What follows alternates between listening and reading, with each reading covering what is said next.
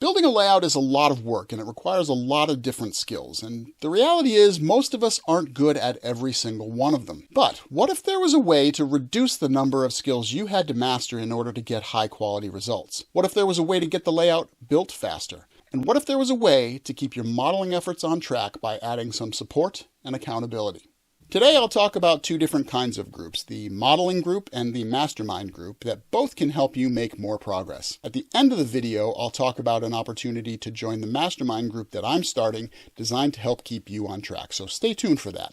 Hi everybody, I'm Joe Parker of the Pixel Depot, where we give model railroaders the knowledge, tools, and services they need to build a realistic layout and the motivation to work on it right now. A big inspiration for this video comes from an obscure British band I discovered from the 60s. They had this song where the singer claimed he got by with a little help from his friends and was going to try with a little help from his friends. What's that? Not obscure at all. Really, really famous, you say? Perhaps the biggest rock band of all time? Who knew?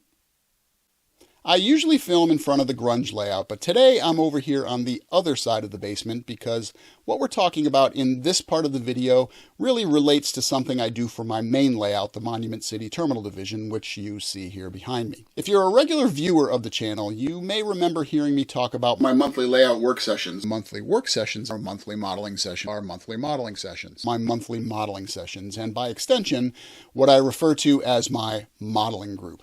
Unique and clever name, right? Wonder if I can trademark that. Basically, it's a group of people who join me once a month to work on this layout. My group includes a bunch of guys I've known for many, many years, and I picked them because I respect their skills. And maybe more importantly, we all have similar outlooks about the way to go about building a layout, the level of quality we strive for, and how we prefer to operate. We meet on the second Saturday of every month, or most months anyway, and it helps me out because I get the benefits of their skills and expertise, extra hands, new and different ideas on how to achieve my vision, and more. Now, I can't take credit for this idea. People have been doing it for years. But a while back, I saw a clinic given by Stephen Priest, former editor-in-chief of Model Railroad Craftsman, that helped transform how I look at the concept. Stephen described the plan for his then-current layout, which was a pretty large affair. For him, forming the group came down to the sheer scope of the project. For me, the size of the MCTD isn't quite so daunting, but it did get me thinking about other benefits. The most obvious one is that it spreads the load. There's a reason the maxim, many hands make light work, has stood the test of time. But an even greater benefit in my eyes is the skill argument. See, there are people that I know in the hobby who are either better at certain tasks than I am or enjoy that task a lot more than I do. I've talked before about some of the things that I don't enjoy or I'm not very good at. I'm looking at you, wiring. But I have friends who actually enjoy it and are good at it. In the group setting, they take on those tasks. So with a modeling group, you can cover a lot of different skills and the corresponding enjoyment levels that go along with those. Work gets done, it gets done right, and I don't have to stress about having all the skills and knowledge that it takes to build a room-size layout. So if you're a new model railroader or someone who doesn't feel like they have everything it takes to build a layout on their own, this can be a very useful tool. So let's talk about what the modeling group is and what it isn't. First and foremost, it's an opportunity to get a group of people together on a regular basis to assist with the construction of the layout. It is not a club, although there are some similarities. Most clubs have structure like officers and a board of directors, shared assets, a clubhouse, dues to be paid, and so on. Often in a club, the group decides together about a concept, era, construction standards, and more. And then there are the inherent politics. With the modeling group, there's none of that. There are no dues, there's typically a single owner, in this case me, and this owner has the final say about a range of things like who's invited, layout concept, planning and design, and veto power over anything that gets built for the layout by the modeling group. That doesn't mean they won't take input from members of the group. I know I certainly do. But the decision is ultimately mine. That said, I do need to be open to giving up a little control because not everyone is going to do things exactly like I would. That's part of the compromise. I should mention that the group could also be a round-robin affair. What that means is that there are multiple people in the group building layouts at the same time, and the group rotates from layout to layout, helping each person build. And in that case, you may need to be more flexible about who's on that invitee list. For me, the modeling group provides some of the benefits of a club without some of the drawbacks, and this may be attractive to you too. At its most basic, the group works by first defining tasks that need to be completed, and then, during the session, the group works on those tasks. Now, there are a lot of ways to make this happen, so I'm going to go through what we do during a session here, and then talk about some of the benefits. A number of activities take place either in preparation for the session or during the session itself. First, a few days beforehand, I confirm via email whether or not we're meeting and try to get a count of who's actually going to be coming. Next, either on the Friday evening or the Saturday morning before people arrive, I do some cleaning. I do this every time we have a modeling session, and as you can see on screen, it involves me running around frantically cleaning up so that the place doesn't look like a pigsty. I've mentioned in previous videos that I have an ongoing battle with clutter, as you can probably tell from this time-lapse. Areas and workspaces just seem to fill up with stuff without me even realizing it, so I find this cleanup phase important on a personal level because it gives me a chance, once a month, to go through the basement, clean things up, remove some of the clutter, and make things presentable so that hopefully my friends don't think I'm a complete slob. Although, let's be honest, that ship, that's probably sailed. I then go around the layout room to check the validity of previously defined tasks and see if I can think of anything to add. Once I've decided that a job is needed, I write it down and add it to the task list. And the way that I do that is with sticky notes, as you can see here. This is another idea that I took from the Stephen Priest Clinic, where he did basically the same thing. What I'll do is put a very brief description of the task on the sticky note. For example, if it's rolling stock, I might put on there that it needs the wheel sets and trucks weathered, that it needs a wheel inspection dot decal, a consolidated panel decal, and final weathering. For a lot of the tasks on the layout itself, it's usually just a short phrase to give people an idea of what it is or briefly describe the task that I see taking place in my head. I use extreme post-it notes. Believe it or not, some of these sticky notes have been hanging on the layout for 3 to 4 years. The adhesive on regular post-it notes or generic sticky notes would have given up the ghost a long time ago, but the extreme post-it notes with their stronger adhesive hold up very well over time. I'll put a link to those in the description below. On the day itself, people usually show up here around noon. We chat for a little while, have some lunch, and then get to work. I do provide lunch. I feel like it's the least I can do in trade for the free labor that my friends are providing, as well as various goodies.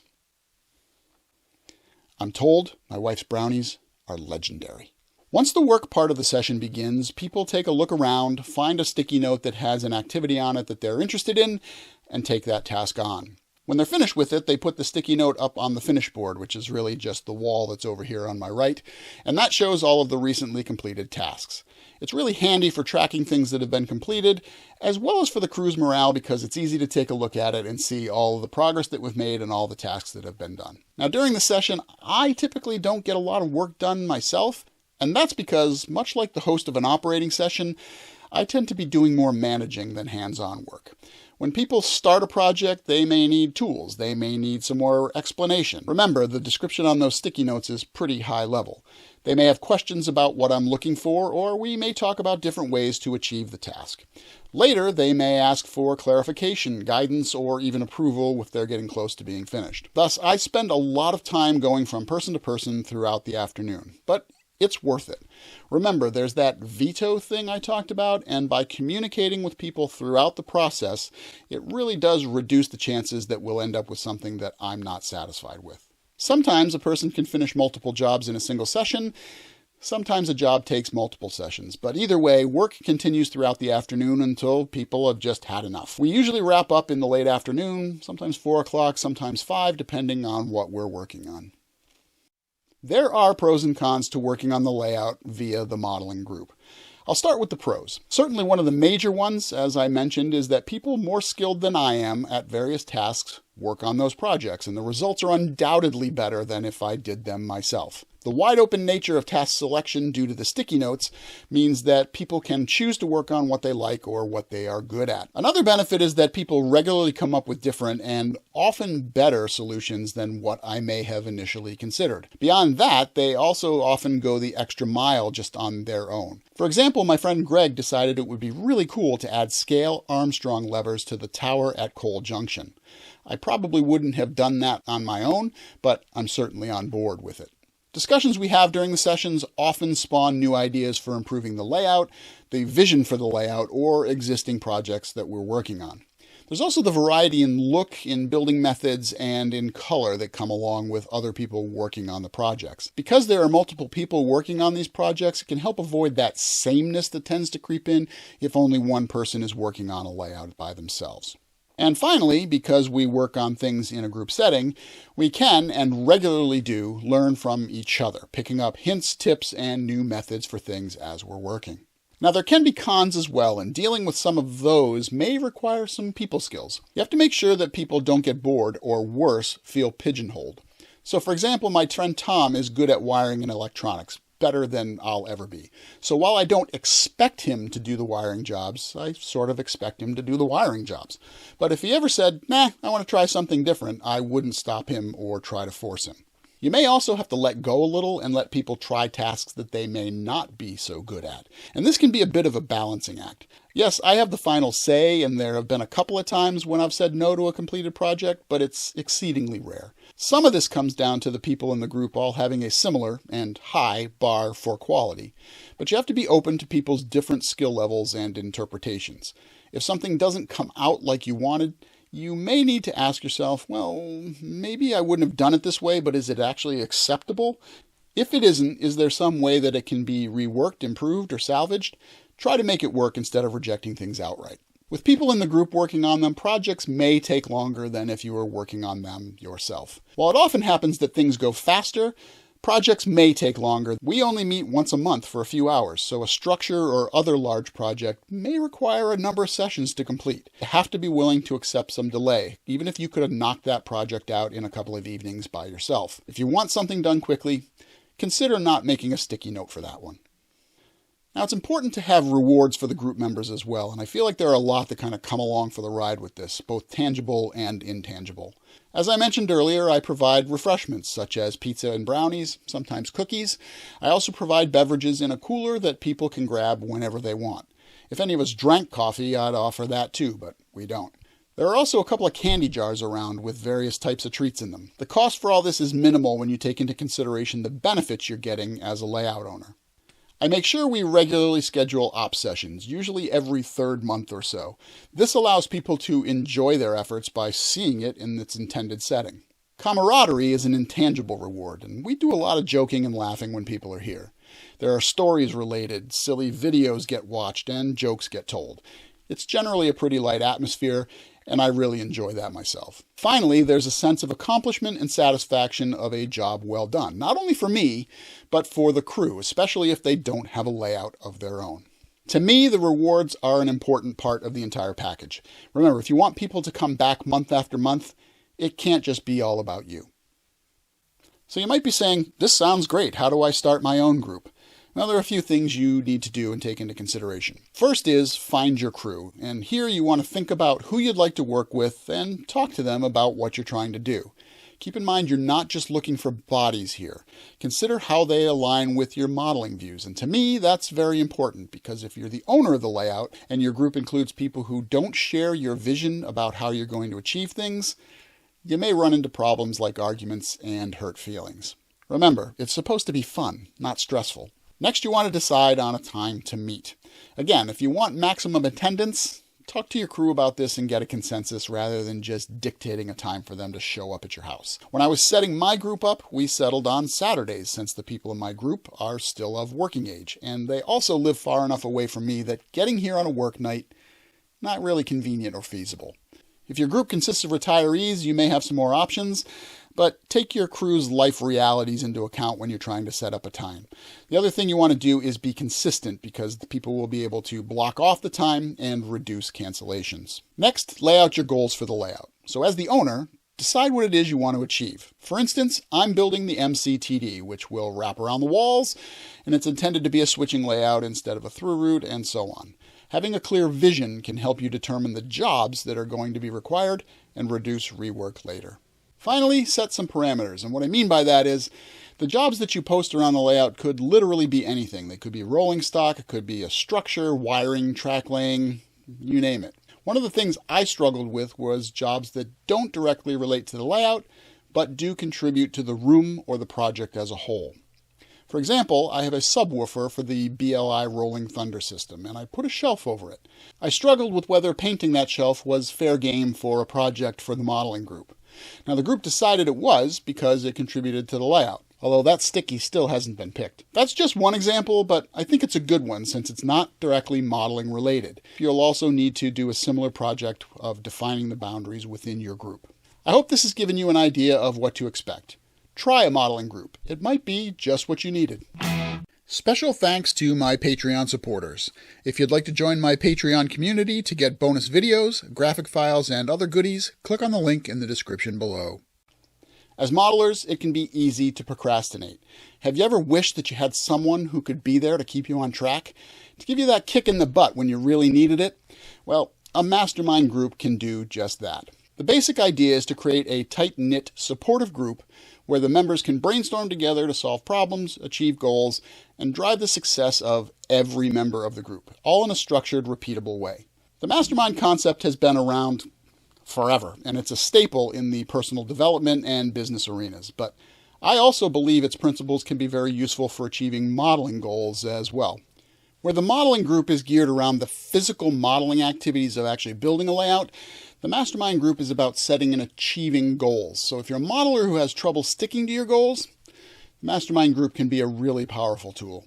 Mastermind groups offer a combination of brainstorming, education, accountability, and support as a way to sharpen skills and help the group members drive success. Members challenge each other to set strong goals and, more importantly, to accomplish them. Usually the group includes a relatively small number of members, and it's run by a facilitator who I'll refer to as the leader or the group leader. The leader is there to keep the meeting on track, guide the process, help the group get to fruitful discussions, and work with the members to create success. It's important to note that in the group, each member defines what success is to them. No two members of the group are likely to have the same definition of success. The leader sets up accountability structures that keep the members focused and on track. A good facilitator is often the secret to a successful mastermind group.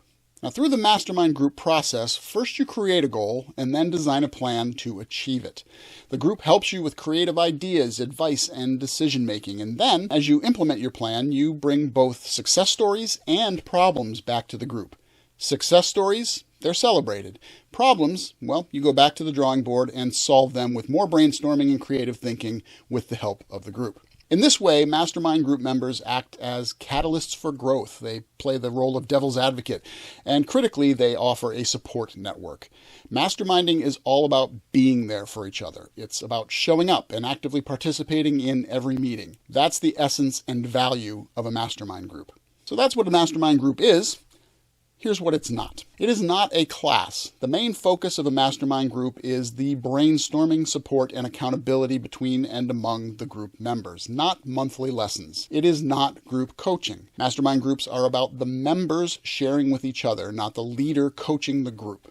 In a mastermind group, everyone shares advice, ideas, and feedback, including the leader. The key is to keep the conversation balanced among the members. It is not a mentoring group where the members ask questions and the mentor provides all the answers while the group just passively listens. It's not a Q&A session. Typically, the group meets monthly to ensure that continual progress is being made on those goals. Each meeting usually follows a similar agenda. So at the start, there's some general discussion and ice-breaking. This gives people a chance to chat and catch up so that once the meeting starts, everyone stays focused. The leader acts as a guide for the rest of the group, not so much to set goals for themselves like the other members do. The leader makes sure conversations are deep and balanced and that all the meeting agenda items are covered in the time allotted. However, the agenda belongs to the group, and each person's participation is crucial to the success of the group as a whole. Once the meeting really kicks off, the leader goes around the table, either real or virtual, and each member talks about some different things. First, the member reviews their goals from the previous meeting and talks about the status of each one. Now remember, you want to bring both success stories and problems back to the group. Now, if you're successful in your goal, the group celebrates with you. If you were not successful completing the goal, then there's a quick discussion of what kept you from doing that, and then problems are then solved with more brainstorming and creative thinking within the group. Unfulfilled goals should not simply be dropped and never revisited. In other words, Don't just move on because you didn't make it last month. Commit to following through no matter what, because the idea here is to maintain accountability for the goals that you previously set. So after reviewing last month, the member then moves on to the goals for the next month. Remember here, the goal is the thing, and members challenge each other to set strong goals and, more importantly, accomplish them. Your goals should be SMART, that is, specific, measurable, achievable, relevant, and time-based. There's a wealth of information on the internet about SMART goals. I'm not going to spend time on them here. Google's your friend. The goal should be able to be finished before the next meeting, and if it can't, consider breaking that goal up into smaller chunks that can be completed before the next meeting. The goal should be a bit of a stretch, not just a gimme. You're not just trying to check off things on your to-do list.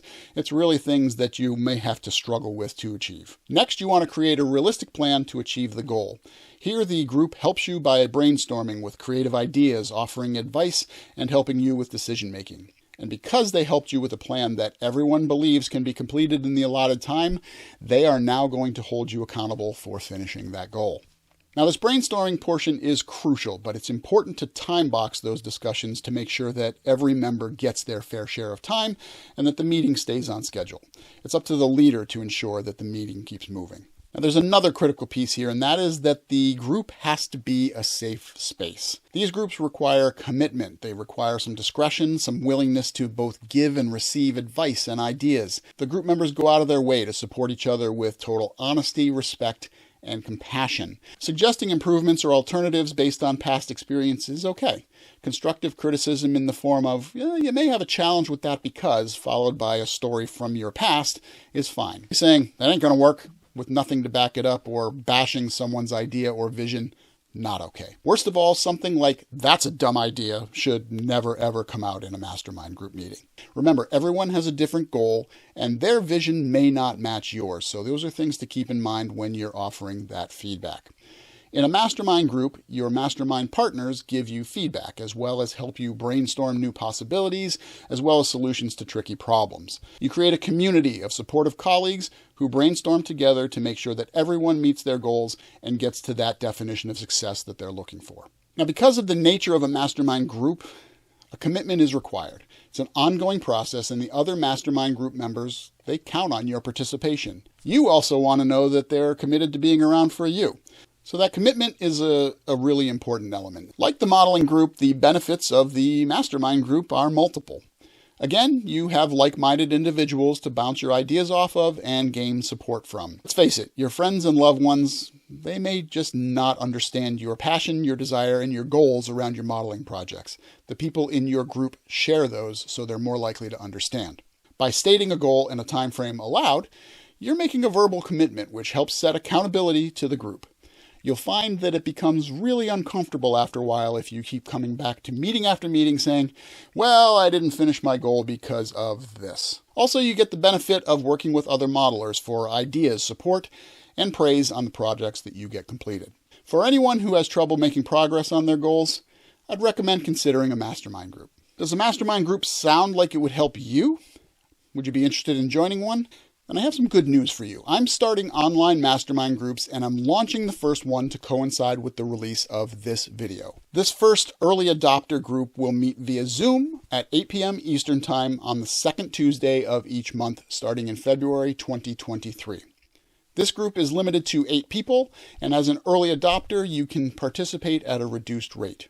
Based on the response, I'll decide about adding more groups on different days and at different times so that people in various time zones have a chance to participate as well. To join the Mastermind Group, visit my Patreon page. The link is in the description below, as well as up above if you're watching on a computer or mobile device. From there, you'll be able to see tier options, which include the additional Mastermind option. Again, I'll be limiting this to 8 people so that it doesn't get too large.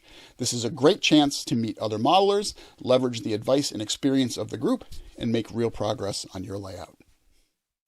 Do you have your own version of the modeling group? How successful has it been? Do you do anything that I haven't mentioned here? I'd love to hear all about it in the comments below. Also, speaking of modeling groups, I've been curious whether the audience would be interested in seeing videos for projects done by other members of my modeling group on the channel here. Let me know in the comments how you feel about that. Finally, the comments are also the place for questions and suggestions. You can also follow me on Facebook, Instagram, and Twitter. Links are in the description below. So that's all for this video, but don't stop here. Are you having trouble getting started on your layout? Click on the link in the upper left to see how you can set goals and kickstart your efforts. You can find more great content below that. I'm Joe Parker of the Pixel Depot. Thank you so much for watching, and I hope you'll meet me next time in the train room.